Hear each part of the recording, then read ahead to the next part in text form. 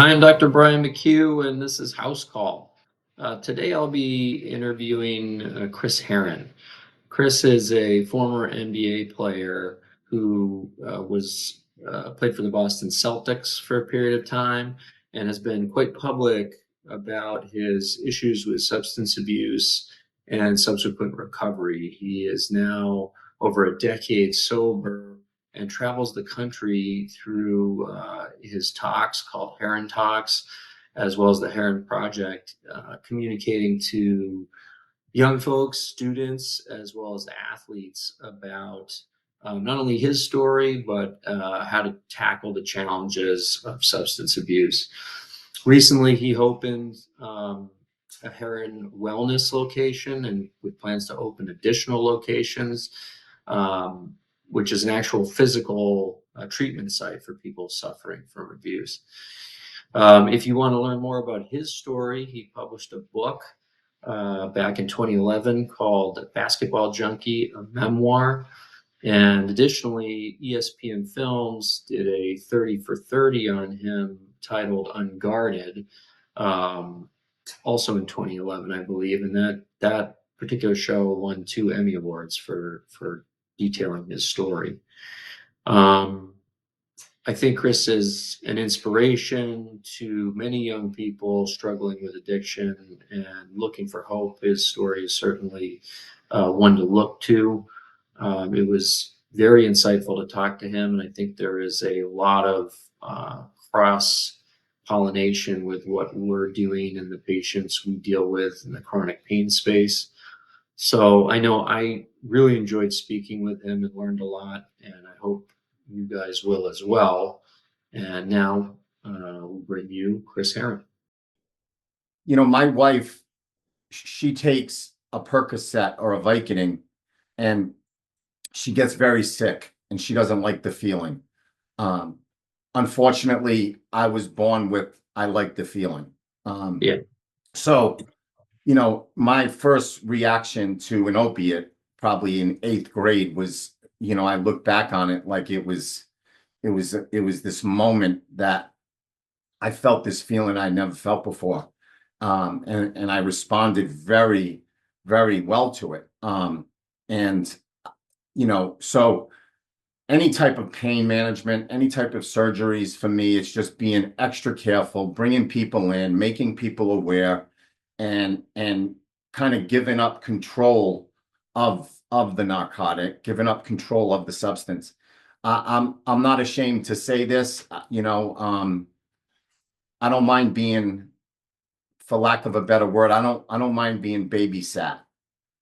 Like with what I have on the line right now in my life, to be babysat is okay to me. And sometimes ego and pride could take over and say, I'm 48 years old, give me my meds, I can handle my meds. I don't even want to test that. I don't even want to try that. So, that's kind of where I've landed on it. Unfortunately, I'm sure you deal with a lot of people who don't have people in their life to do that, I'm sure. There's maybe people in their life that can't dispense the meds, or they don't have anybody in their life. And that's challenging in itself. Yeah. One of the things I wanted to ask you was, I think I read on your website, you've spoken to, I'm sure it's an estimate, but in the millions of students and athletes through going around and doing these talks, and with your wellness center and helping coach people back. With all that experience, do you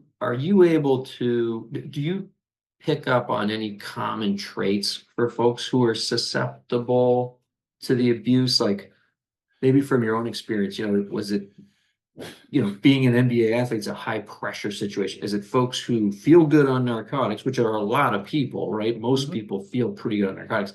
Is there something that adds into the mix that makes you susceptible to developing a problem?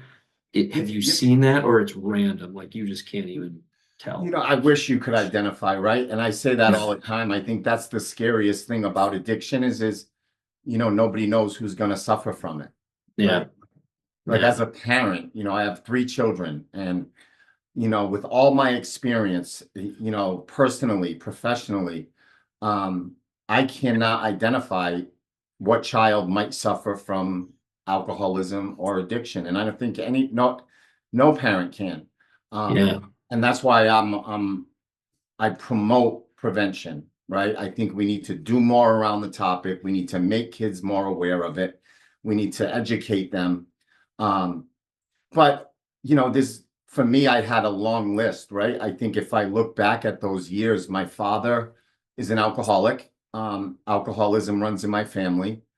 My dad's alcoholism was causing my parents' marriage to fall apart, basically. And here I was, this pretty high level basketball player who didn't have anybody to kind of coach me through that process. My parents had their own problems. I was kind of left on my own, and I didn't have the skill set to deal with that stuff. So that's where I found some relief. My first sense of relief was alcohol and transition to marijuana, and then later on to cocaine and to pills, and eventually heroin. But what I see today is kids are more curious, right? I've spoke to about a couple of million of them in the last 15 years. Kids seem to be a little more curious about impact, about the effects, on the what could happen. And that's, for me, it's very rewarding being on the road and listening to these kids ask questions with real curiosity to it. One of the most common questions kids talk about is, how do you help a loved one? How do you help someone you love who struggles with substance use? So, I meet every day I meet kids who have a family history attached to this. But again, I've met plenty who have multiple loved ones who struggle, who are doing wonderful in life. And I've met young adults who have two phenomenal parents who don't struggle, and they're currently living in my treatment center right now. So it's really tough to identify. Yeah. I could see that. Is it, when you're talking to especially the kids and athletes, do you find you're using, I don't know if this is going to come off wrong, but is it a fear message? Or is it, I remember being in the school system, and every now and then the school would bring in folks to educate us on this. And it was sort of that message of, you're going to ruin your life. You're going to ruin your life. And in retrospect now, as a parent myself and looking back on that, part of the problem with young kids, especially boys, is you feel invincible, right? So someone telling you, oh, you're going to make a big mistake, it's scary. Is that a message you guys even deliver? And does it work for young males, or is it the same thing I recall, where you kind of, nothing's really going to scare you because you feel invincible? Yeah, so when I first started public speaking, right after the 30 for 30 came out, my track was to just tell my story. And I would walk into a school and there'd be a couple of thousand kids sitting in a gym, and I would share my experience. But again, that was my experience. And oftentimes kids would circle back, young men, young women, and comment on, what myself and my family went through because of my addiction. But I got to a point probably 8 years in, and I said to myself, I'm putting way too much emphasis and energy into the worst day, and I've forgotten the first day. And I think when it comes to addiction, I think we've gone so incredibly wrong showing kids how it's going to end rather than understanding their beginning. Yeah. And for me, that's where I've been able to connect with kids. When I stand before a high school or a middle school and I talk about the first day and what it looks like for me and what it's looking like for them, kids can identify with that. And I really do. I think we've done a huge disservice trying to scare our kids from drugs, show them what drugs are going to eventually do to their life. Because who can identify with that? I couldn't identify as a 15-year-old boy that, I could possibly be in jail. I could possibly overdose one day. That was so far. It wasn't in my ecosystem. Now, I could identify with the fact that my self-esteem was not where it needed to be to hang out with kids I've known my whole life. Mm. And that's where I challenge kids. Like, I say to them, like, if, I have a 16-year-old, and if he walked into my house under the influence, all my main concern is why. That's it. I don't care where he got it, who he was with, how long he did it, how much he did, when he did. I just want to understand his why. And I think when you look at the history of this, I think most kids who go out and experience that as a teenager, I think parents are so concerned whose house, how much, where'd you get it, and not asking why they did it. Interesting point. Yeah. I wanted to ask you, I think I read, correct me if it's wrong, but I think I read, I mean, coming from Massachusetts, you were raised in sort of an Irish Catholic background. I didn't see anything about if you felt like faith was a big part of recovery. Do you lean on that at all, or have you moved away from it? Just out of curiosity. Yeah, my mom passed away. She was 50. Unfortunately, I was active. I was struggling. I was in the middle of heroin addiction. She was diagnosed with cancer, and I lost her. My mom, unfortunately, she's never seen me sober. But my mom left me faith, and she left me her spirit and her spirituality. I grew up as an altar boy. She used to pull me out of the woods and pick me up in neighborhoods, church to serve mass. But her faith and her commitment to that, she very subtly showed me how important it was to her and how much it meant to her. And sitting here today at almost 17 years sober, my faith is one of the major pillars of my foundation in this process. Interesting. And it's like in this country currently, I think these statistics are still true. It's sort of like a crisis of faith, so to speak, where there's fewer people who are, members of congregations and who's in church. When you're talking to kids, let's say you're talking to kids and they are in trouble and you mention faith and they say, well, I don't go to church. I'm not, maybe I'm an atheist, maybe I'm an agnostic. Yeah. Is there a substitute for that? If you weren't raised in a certain religion, is there something that do you try and help them find God? Do you point them in a different direction? What's that? Yeah, for me, right, it's about I don't think you need a church to have faith, right? Yeah. I think that's you need a congregation. But I do think you need community, right? And what I've noticed at my center here, Herren Wellness, like the strength is in the community. Once you become part of, and I say it all the time, people come as a guest and they leave with family. And that community that we have here and what we've created was something that I underestimated when I opened this center. I went into treatment in Rhinebeck, New York, and I had 96 men from all different races, from all different faiths. But I have no connection with any of them today. And I'm fortunate to be sober.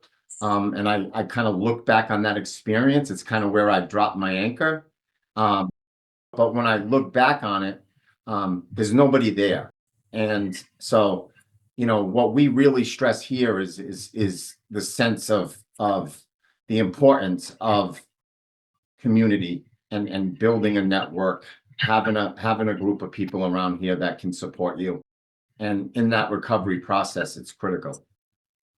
That's fascinating. Yeah. For someone who's struggling, who's maybe afraid to reach out? Like I would imagine there's a fear element to kind of admitting there's a problem, and then men are notoriously bad, at least especially in my profession, at even just being in a patient role or asking for help. Do you have any advice when you come across those folks, whether they're students or adults? Yeah. Do you have advice for them? Can you spot them? You say, look, you need help, and I can tell you're just too afraid to ask for help. And then what would you tell Um, I think that kind of plays along the same narrative as the worst day and the first day, right? I think I know for me personally, when I went to treatment when I was 21 years old, I looked at it as my family doesn't want to deal with me. They're going to punish me and send me away. them? Like that process is beautiful, and we have to stop talking about it like you're being, we're sending you away to get you better. Um, treatment, this opportunity is it's second to none, right? Like, I mean, Mm, gosh, um, you know, I tell people all the time, like the freedom and the gift that this process gives you, um, is something like you'll never experience in your life. And uh, mm, you know, the problem is I think we've become conditioned that you have to lose everything before you get anything. And mm, and that's why like words like rock bottom, like I think it's incredibly irresponsible to attach that word to this illness. Um, I think what it does is it causes people to delay entry into treatment and put years on their life before they get better. mm, And that's what I've noticed. The trend I've noticed in this space is, um, for the first 6 years at my center, average age was probably 34 entry point. Um, Now it's at around 24, 25. Um, wow. so people are getting younger. And again, I think it's that curiosity of what life can be like if this was removed from it. Um, I think the marijuana issue has sped up that process. I also believe gaming and gambling has played a Um, huge factor in that as well. So with marijuana and the way that narrative has been created over the last 10 years, with online gaming and gambling, um, you're seeing, especially young adult males, seeking help a lot earlier in their family. uh, Interesting. Yeah, that's kind of interesting. I never thought of that. And when you say marijuana, you mean sort of the more readily available, it's legalized all over the place, and then I mean, they did a phenomenal yeah, job marketing marijuana. I mean, yeah, yeah. the narrative was it's harmless, it's a plant, it's good Mm, for you. Um, mm. and the reality is, it's probably one of the scariest thing I see in my treatment center today is marijuana psychosis. Really? That's fascinating. I mean, it is the most jarring thing I see. Huh. Because often I see it in young adults, from teenagers to mid-20s. Um, and it's just a process nobody is familiar with, and nobody really, Yeah, there's not enough study around it. yeah, So you kind of flying blind a little bit, and you don't know yeah. where it's going to end up. Um, Marijuana psychosis is probably the scariest thing I see. Wow, that I would not have expected that. That's fascinating. There's a lot of kind of new literature coming out of ERs on that and the withdrawal syndromes as well. Mhm. But I agree with you. Like, I don't think people. I think the potency's gone up so much and the availability's gone up so much. You're seeing folks on doses that Yeah. you just didn't see in the past, and the effects are bringing them in. And the truth is, I would never say this. I would never say this to a group of students, but I've yet to experience someone coming into my center on psychosis that is coming from the plant, right? From Mm, the tree. Like, it's all from the oils and edibles. Um, uh, so I've yet to meet somebody who suffers like that through smoking a joint. It's yeah. primarily through the edibles and the oils, which is, um, the potency. nobody really understands it yet. Yeah, agreed. Yeah. Um, is for you, is basketball still part of your life? Did you use that physical activity of it at all in recovery? Um, or was it something where it was affiliated with the issue, so you had to separate yourself from it? Yeah, I don't know if it's a good question. Basketball is no longer part of my life. Mhm. I'd much rather play tennis than play basketball. Mhm. Basketball is something that I'll be forever grateful for, and kind of have grown over the years to be more appreciative of my process and what I went through. Um, with basketball, I think given me kind of the habits and conditioned me to work extremely hard and make it applicable to recovery.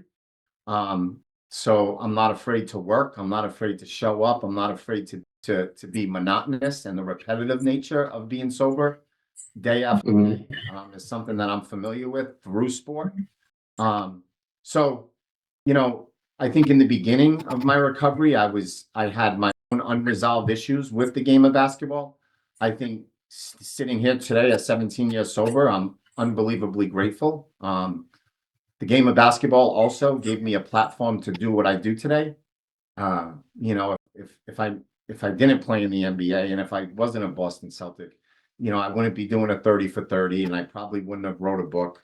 Um, so it's allowed me to really get this message out over the last 15 years. Do you find like with the folks who are successful with recovery, there is a physical exertion element? Like, when you, I guess in your mind, when you know all of the folks who've succeeded, do they have a physical component or it's not necessary?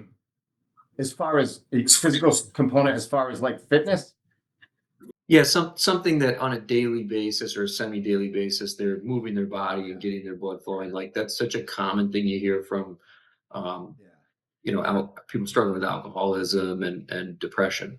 Yeah, I mean, it sounds simple, right? But you can complicate it. I think, when I really struggled in my recovery at year 13, 14, hip replacement, less movement, not non-active, everything kind of diminished in my life, right? My mental Mm, health suffered, um, my connection, my relationship suffered. It isolated me once again. right. So, when I opened Herren Wellness, I made a commitment. You see on these websites of treatment centers that there's all of these services provided, but I would go visit and I would never see them. Um, but you have a personal trainer here immediately. You work out with that personal trainer 5 days a week, a yoga instructor 5 days a week, breath, Yeah. breath work, acupuncture, massage therapy. Um, so activity has to be part of this. I think one of the main things that I wanted to focus on when I opened Herren Wellness is to be aware, to be cognizant of people's sleep. I think that's a Mhm. part of recovery that has not been given enough attention. I think people, their sleep matters, and especially in early recovery. So getting people active, getting people sweating, getting people moving, allowing them to sleep better, eat better.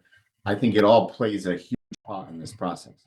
Yeah, interesting. Yeah, that's pretty fascinating. Um, I know we're short on time, but thanks so much, Mr. Herron. I really appreciate it. I think our patient population can learn a lot from kind of your message. Yeah.